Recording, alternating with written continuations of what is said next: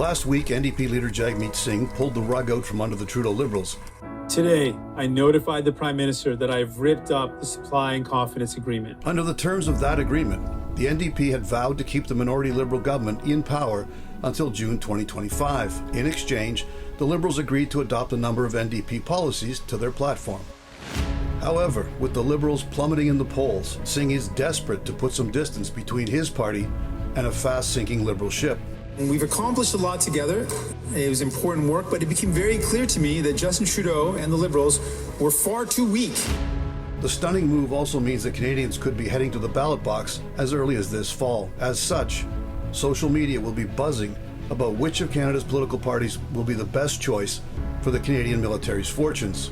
Or, more accurately, which of the party platforms will be the least damaging to a future Canadian Armed Forces, or the CAF. It is time to target what an early election will mean for Canada's struggling military.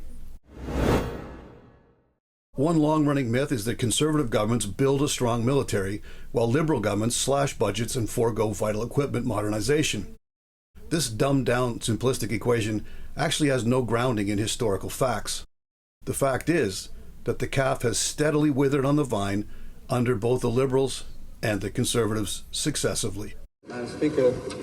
In fact, if one goes all the way back to the era of Liberal Prime Minister Pierre Elliott Trudeau, most commentators cite his legacy as that as having starved our country's military, while conversely, Conservative Prime Minister Stephen Harper enjoys the false historical perception that he was a hawkish proponent of bolstering Canada's military establishment. In a head-to-head comparison, the Pierre Trudeau years actually seem like the glory days of the CAF compared to the hollow shell of a defeated military left by the Harper administration. When Pierre Trudeau was first elected in 1968, the defence budget was 2.5% of Canada's gross domestic product, or GDP. In 1979, following Trudeau's first two terms in office, this percentage had admittedly dropped to 1.6% of the GDP.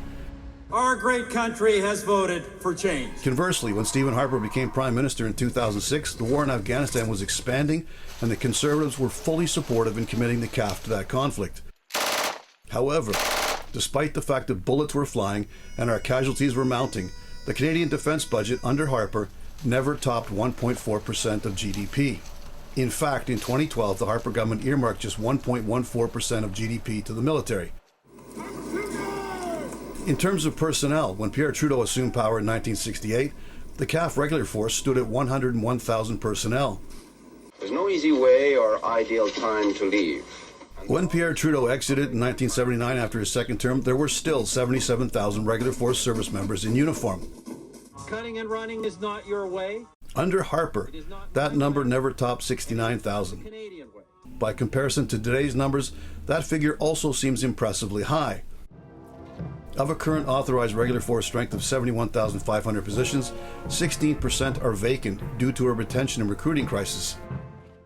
It needs to be noted that the 16% vacancy does not reflect those members who are still on strength but unable to serve due to disability, sick leave, parental leave, stress leave, and retirement leave. For those who pine for the good old days of the CAF, it is worth noting that when Pierre Trudeau exited in 1979, he had 6,700 troops deployed in Europe in support of the Cold War, and a further 1,900 deployed under the blue banner of United Nations peacekeeping.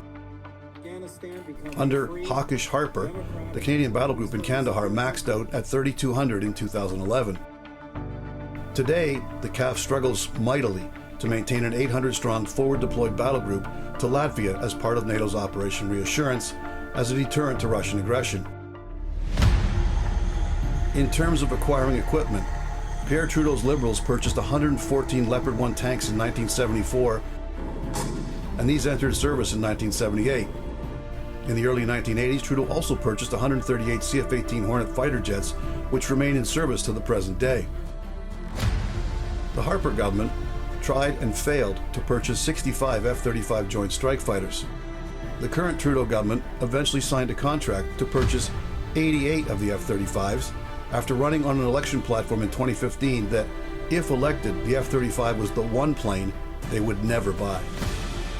We would cancel that sole source process. We would not proceed with the acquisition.